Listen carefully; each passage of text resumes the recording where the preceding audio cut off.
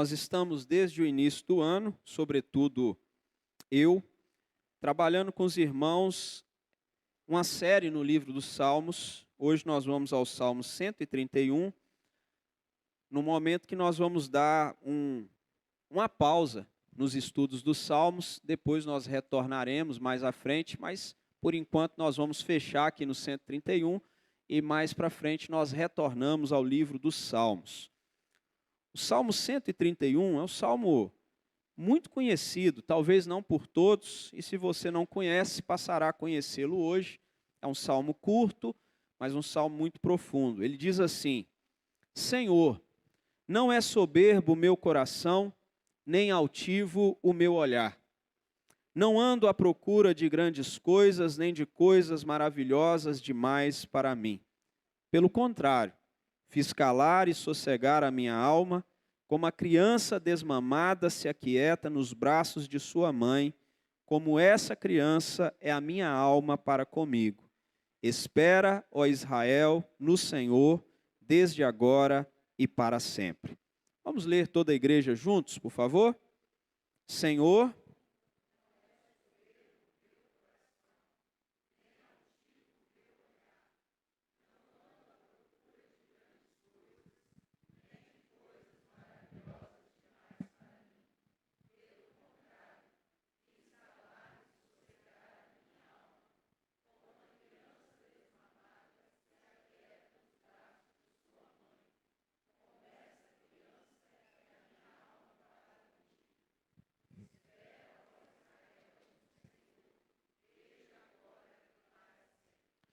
meus irmãos, esse é um salmo que nós vamos chamar de o salmo onde nós encontramos que Deus basta. Se tem algo que está muito claro nesse salmo, é que o salmista está dizendo que não precisa de mais nada. O Salmo 131, ele não tem pedidos, ele não tem clamor, ele não tem crise aparente, ele tem descanso. Você olha para o Salmo 131 e Davi não está fugindo, não está lutando, não está chorando. É algo maravilhoso, ele está em paz. E isso talvez seja mais raro do que qualquer milagre. Está em paz. É uma oração muito curta, mas é um cântico e uma oração, quando o povo está ali retornando ou indo ao templo, uma oração curtíssima, onde ele está vivendo um milagre, o milagre de estar em paz. Nós vivemos em um mundo que nos ensina, por exemplo, a querer mais, buscar mais e ser mais. Mas aqui, Davi nos apresenta uma espiritualidade completamente contraintuitiva. O que seria isso? A tranquilidade de quem aprendeu, ou de um coração que aprendeu a não querer mais do que Deus quis dar. Grava essa frase para o seu coração. Esse salmo é um salmo que mostra a tranquilidade de um coração que aprendeu a não querer mais daquilo que Deus deu. Ele está em paz. E isso, irmãos, é maravilhoso. Porque esse é um salmo, como eu disse, muito curto, mas ele é muito confrontador. É um salmo curto, mas nós não devemos nos enganar. Ele não nos chama, por exemplo, a fazer mais por Deus, mas a descansar mais em Deus. E isso revela o estado da nossa alma. É o salmista nos chamando a atenção para dizer, olha, meu coração está completamente em paz, de modo que eu não quero nada além do que Deus já me deu. Isso é um milagre. E um milagre maravilhoso, difícil de ser encontrado. E aqui, nós começamos pelo verso 1, um coração que renunciou à soberba. Olhe bem, Senhor, não é soberbo o meu coração, nem altivo o meu olhar. Davi, ele começa negando alguma coisa. E o que ele está negando? Isso já é um pouco revelador, porque começar negando alguma coisa não é o comum.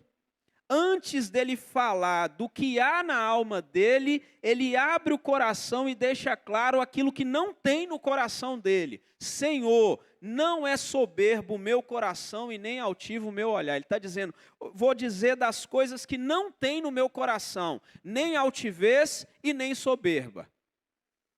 Não tem isso no meu coração. Ele não está falando diante dos homens, lembre-se disso. Davi está falando diante de Deus.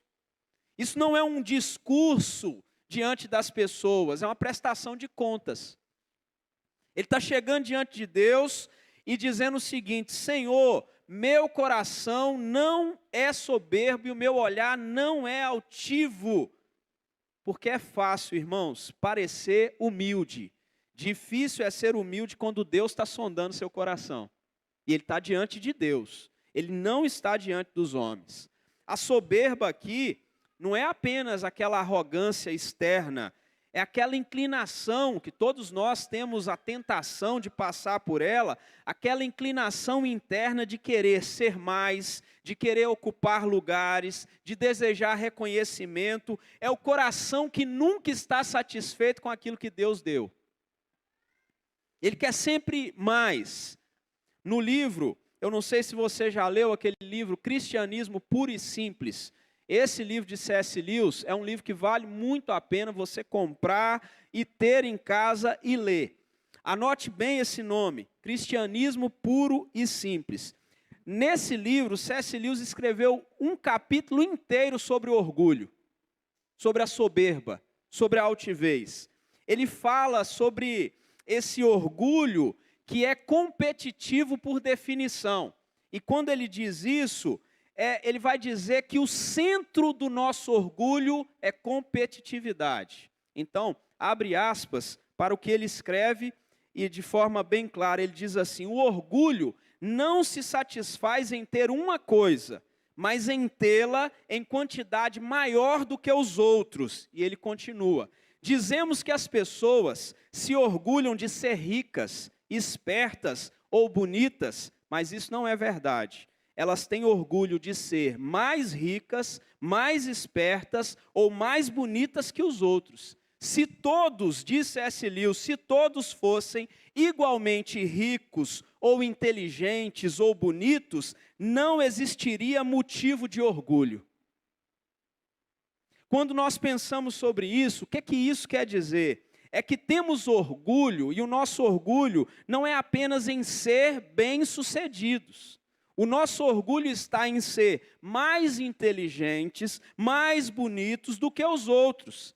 E quando nós encontramos alguém mais esperto, mais próspero, mais bonito do que nós, o que tínhamos perde a graça. E isso acontece porque nós não tínhamos alegria verdadeira nessas coisas. Nós tínhamos apenas orgulho delas. Mas quando elas ficam para trás, o orgulho se perde. Então, quando nós pensamos sobre isso, orgulho, irmãos, é o prazer de ter mais do que os outros. Orgulho é o prazer de se sentir melhor do que os outros. Não sei se você se lembra, Tim Keller também tratou disso, sobre esse assunto. Nós estudamos aqui, não sei se estudou na classe de mulheres, eu não tenho recordação, mas na classe de homens nós estudamos um livreto chamado Ego Transformado. E lá nesse livreto, Ego Transformado, lá no primeiro capítulo, onde ele trata da condição natural do ego humano, ele cita 1 Coríntios 4, 6, onde Paulo trata o orgulho, a soberba, usando uma palavra incomum no grego, que é físio. E quando ele trata dessa palavra físio, ele compara o orgulho ou o ego num sentido literal de algo que está inflado, algo que está inchado. A ideia ali de Tim Keller, ele está comparando o orgulho com um órgão humano. E ele está dizendo que o orgulho é como um órgão humano que está superinflado, distendido. Esse órgão humano fica deformado, prestes a romper. Então ele chega à conclusão que essa imagem revela para nós a força do orgulho. O orgulho é assim, é uma condição doente da alma. O ego humano, por natureza, ele não é saudável. O que ele é? Ele é vazio. Ele é algo que está cheio, inflado, ele vive uma constante tensão. E pensando nessa ideia e nessa imagem, nós vamos chegar à conclusão que toda soberba, ela é vazia, ela é dolorida, ela é atarefada demais e ela é frágil demais.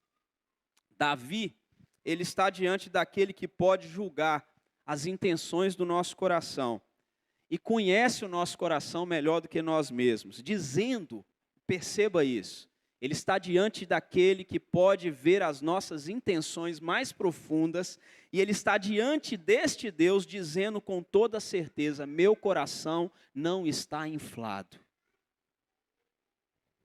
meu coração não está distendido, meu coração não é vazio, meu coração não é dolorido, meu coração não é atarefado, meu coração não está prestes a explodir. Você tem condição de chegar diante de Deus e dizer as mesmas palavras? Porque Davi chegou diante de Deus e disse: Senhor, eu não sou soberbo. Ele continua, e o verso 1 continua, ele dizendo o seguinte: Senhor, não é soberbo o meu coração, nem altivo o meu olhar. Isso é fácil a gente entender, porque ele está dizendo o seguinte: Senhor, eu não olho as pessoas de cima, eu não carrego ar de superioridade, eu não me coloco como alguém que sabe mais, tem mais, ou é mais do que os outros. Eu não estou andando por aí de nariz empinado. É isso que ele está dizendo. Senhor, não é altivo o meu olhar. Aqui ele está num ponto, irmãos, muito atual para nós, né? Porque o orgulho hoje nem sempre aparece de forma explícita. O orgulho nem sempre é explícito. Ele se esconde na comparação constante que nós vivemos. Vivemos em um tempo em que o ego é vazio e por isso ele tenta se expandir. Mas quanto mais ele se expande, mais ele dói. E para lidar com esse vazio do ego, ele se torna inquieto, ocupado demais, atarefado demais, sempre tentando ser notado, sempre tentando provar alguma coisa. A altivez de olhar não aparece em atitudes muitas vezes visíveis, mas principalmente em formas mais sutis. E eu quero citar elas, por exemplo, as redes sociais e suas comparações. Ali há muita soberba, muita altivez de olhar. A necessidade de validação. Eu fiz, eu quero tirar uma foto, eu quero mostrar, eu quero ser visto, eu quero ser notado. A competição silenciosa. Quem tem mais? Quem sabe mais? Quem aparece mais? Quem tem mais curtidas, mais views? Quem foi mais notado? Uma sensibilidade exagerada, um ego facilmente ferido. Qualquer coisinha que é dito, qualquer coisa que é falado, qualquer palavra que é dita, o ego já está ferido. O orgulho moderno, ele não diz assim, irmãos, eu sou melhor que você abertamente. O orgulho moderno, ele vive comparando, medindo, se posicionando, se colocando para que todos possam ver. Ah, esse é o café que eu tomei hoje. Ah, essa é a janta que eu estou tendo hoje. Ah, esse é o lugar lindo que eu fui. É assim. Que a altivez muitas vezes vai se mostrando. E é exatamente isso que Paulo denuncia em 1 Coríntios 4:6. Não é apenas o orgulho isolado, é o orgulho contra o outro. É um coração que só sabe se medir olhando para o outro. E isso deve ficar também na nossa mente. Muita gente hoje tem um coração que só sabe medir a própria vida olhando para o lado. Aí deixa eu ver se minha roupa está legal hoje. Aí ele olha para o lado e fala: não, estou melhor do que aquele ali, então está tudo certo. Ou estou pior do que aquele ali. Ai, está tudo errado. Nós vivemos essa realidade e Paulo, ele condena isso, porque lá em 1 Coríntios 4:6, ele vai falar justamente sobre essas coisas, sobre essa comparação. E é por isso que algumas pessoas, inclusive que estão aqui sentadas, ouvindo esse sermão, têm muitas vezes um coração que nunca descansa. Deixa eu te lembrar algumas coisas, sempre haverá alguém melhor do que você, tá bom? Sempre haverá alguém na sua frente, Sempre terá alguém atrás, sempre terá alguém melhor, sempre terá alguém pior.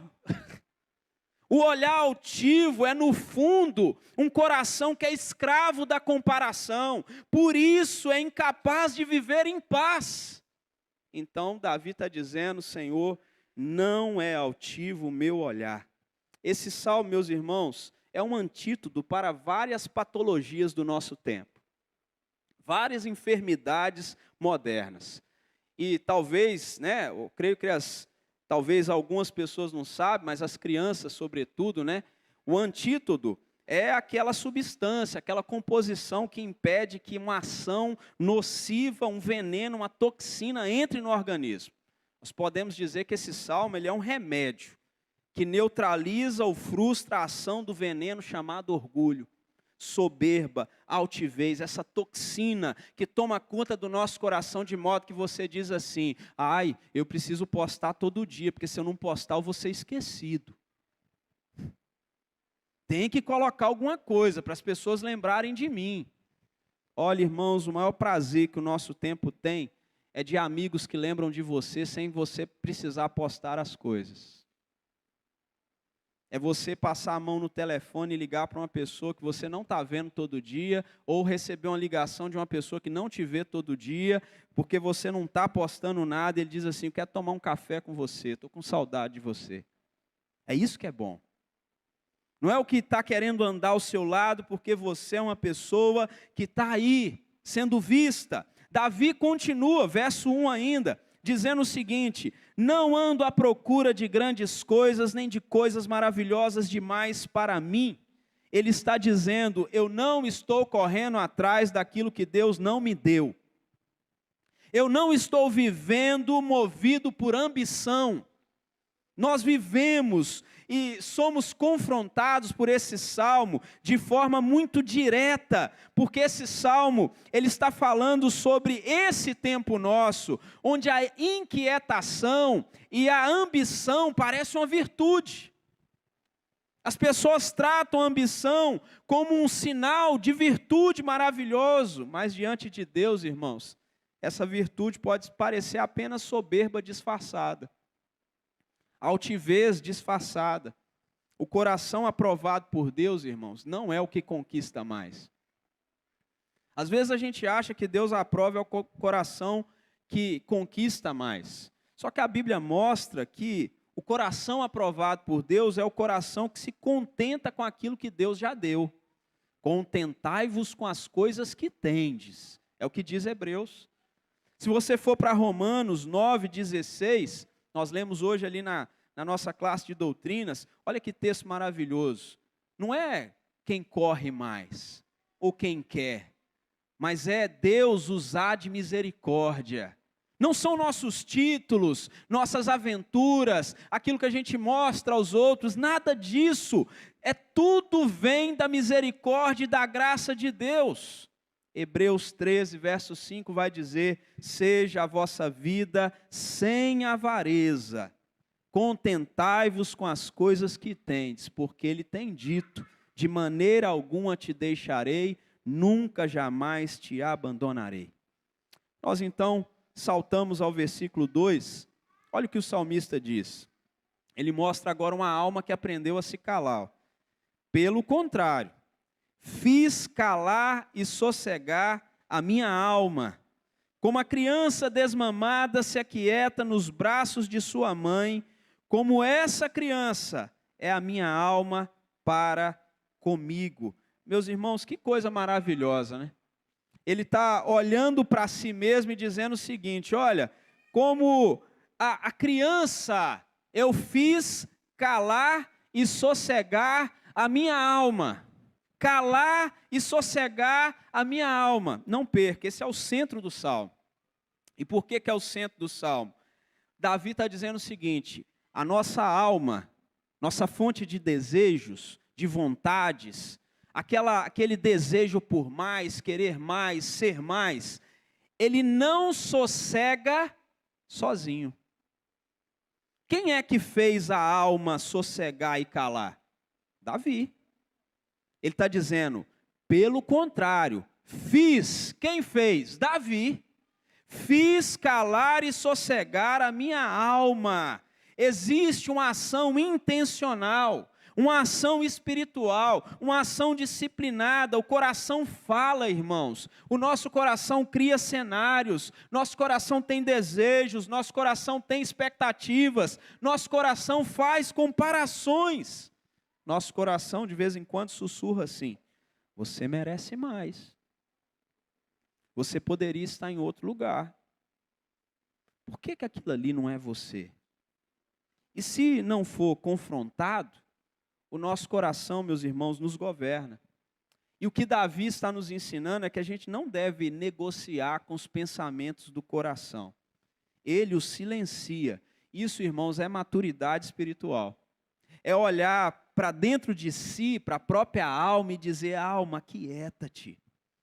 Ele não está repreendendo só as emoções dele, ele está governando a vida dele. Domínio próprio, fruto do Espírito. Ele está dizendo: fiz calar e sossegar a minha alma. Muitas pessoas vivem inquietas, não por causa das circunstâncias.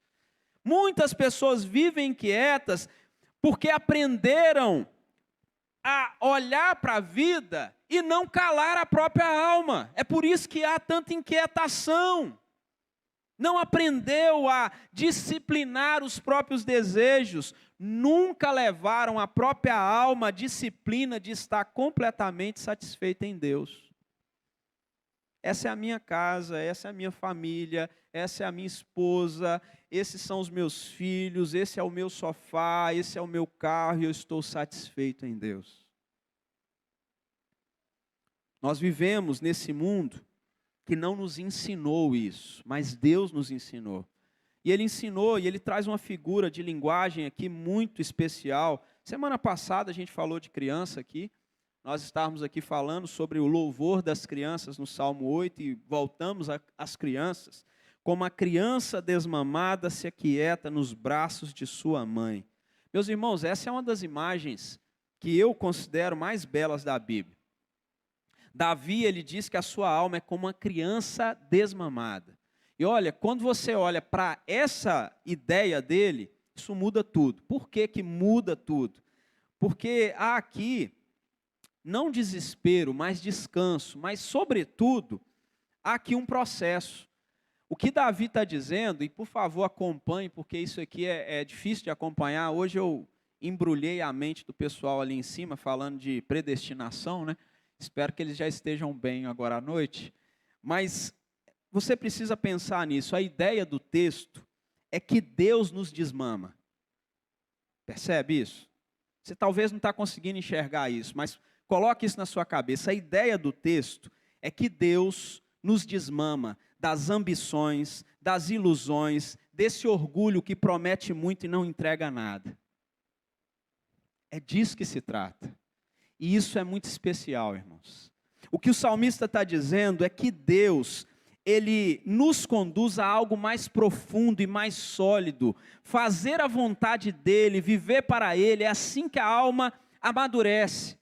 A ideia do salmista é dizer o seguinte: a confiança infantil aqui não é mais imaturidade dessa criança, é maturidade provada. Por quê?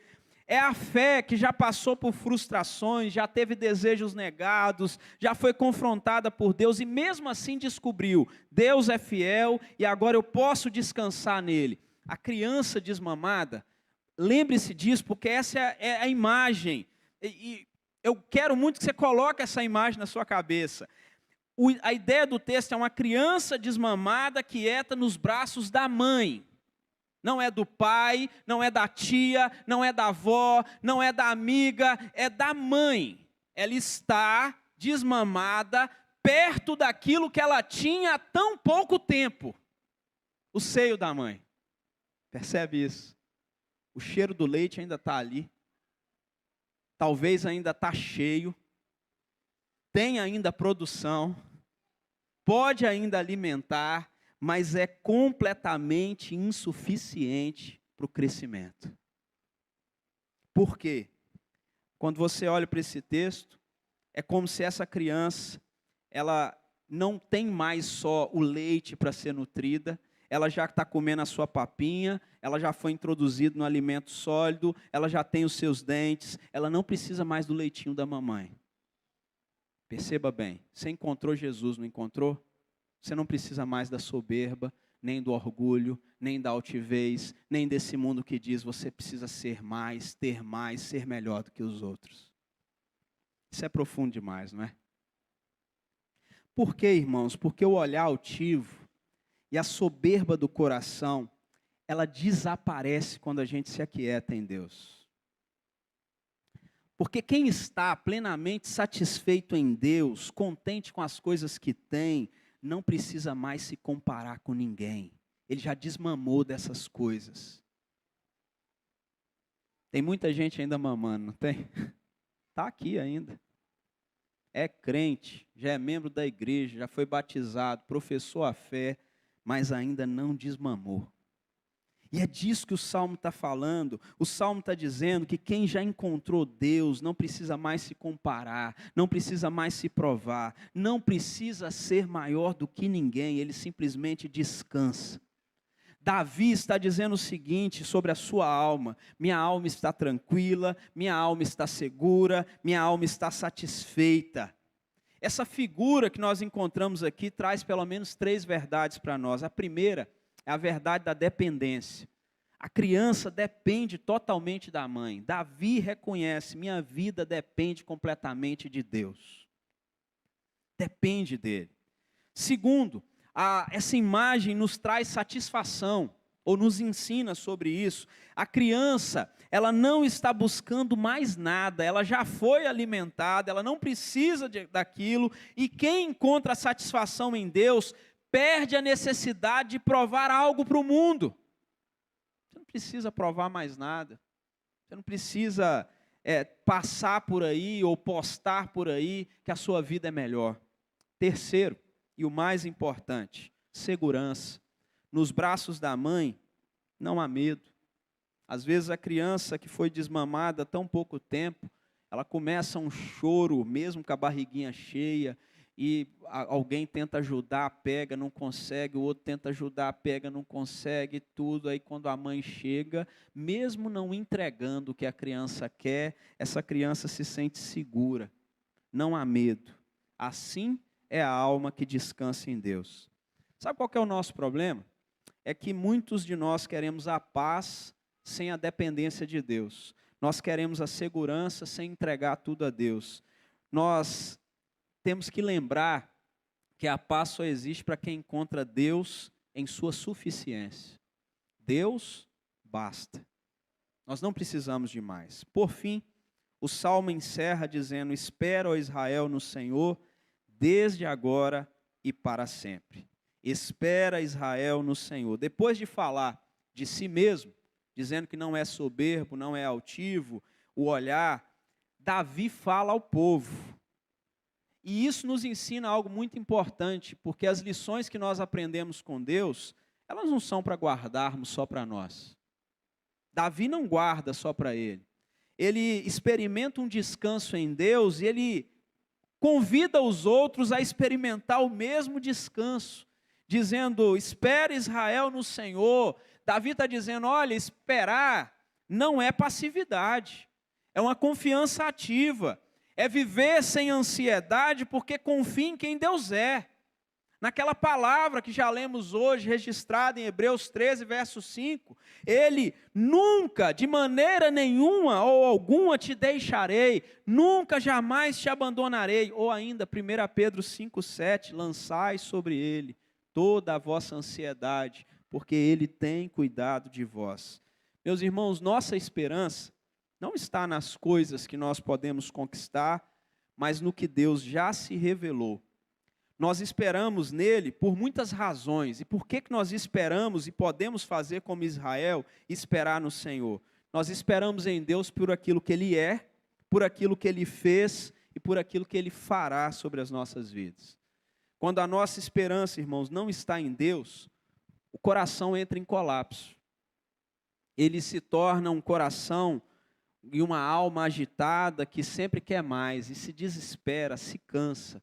Mas quando nós estamos em Deus, há nesse coração há muita firmeza.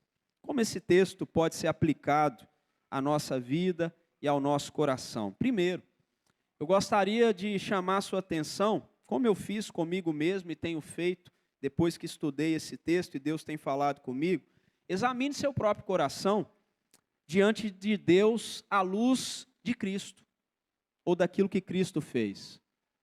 Para de se avaliar diante das pessoas, avalie-se diante daquele que revelou perfeitamente o coração humano e morreu por nós na cruz do Calvário. Será que no seu coração hoje há inquietação? Por algum motivo? Será que há desejo de grandeza? Será que há insatisfação com aquilo que Deus já te deu? Tudo isso, irmãos, encontra a resposta na cruz. Na cruz nós fomos expostos, ao mesmo tempo recebidos pela graça. Segundo, aprenda a sossegar a sua alma em Cristo.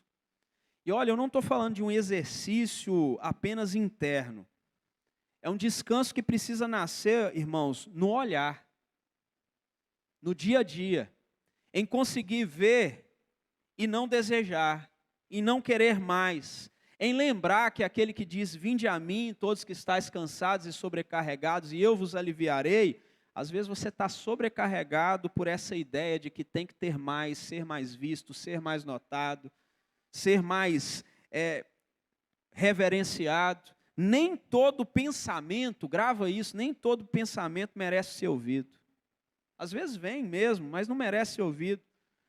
Principalmente se esse pensamento não está alinhado com o Evangelho de Deus. Há momentos em que nós precisamos dizer, alma, fica quieta. Aquieta. Lembrando que Cristo, irmãos, já realizou aquilo que nós não precisamos tentar conquistar. A nossa salvação. Terceiro, busque satisfação em Deus por meio de Cristo, porque é nele que Deus se torna suficiente para nós. Nós lemos um texto hoje que falou, olha, não são as obras de Abraão, não são as obras de Cristo. E enquanto o coração não encontra em Cristo plenitude, ele vai continuar inquieto. Enquanto você não encontrar plenitude em Cristo, vai viver com esse coração sempre inquieto. A cruz nos mostra que nós não precisamos provar valor para ninguém. Nós já fomos amados de forma definitiva e suficiente. Nós estamos salvos em Cristo. Quarto, coloque sua esperança no Senhor, como o salmista chamou a atenção de Israel. Essa esperança que foi revelada em Cristo, para de colocar sua esperança nas circunstâncias, nas conquistas, nos resultados, nos relatórios, no que você pode oferecer. Coloque sua esperança naquele que viveu, morreu e ressuscitou. Aquele que virá buscar a sua igreja. Porque em Cristo, a nossa esperança, irmãos, ela não é abstrata. Em Cristo, nossa esperança tem nome, tem rosto, tem história. Jesus Cristo, aquele que é o mesmo ontem, hoje, será para todo sempre. Por fim, que Deus nos conceda em Cristo uma alma assim. Esse é o verdadeiro milagre, como eu disse no início. Alguém que pode dizer que está completamente satisfeito em Deus. Não ando à procura de grandes coisas, nem de coisas maravilhosas demais para mim. Que milagre! Que milagre maravilhoso. Uma alma silenciosa porque confia em Deus, satisfeita porque foi preenchida pela graça, segura porque está guardada em Cristo. Uma alma como criança nos braços de uma mãe, descansando, e essa criança não descansa em si mesma. A gente encontre uma alma que descansa no cuidado fiel de Deus. Esse cuidado que nunca falta. De maneira alguma te deixarei. Nunca, jamais te abandonarei.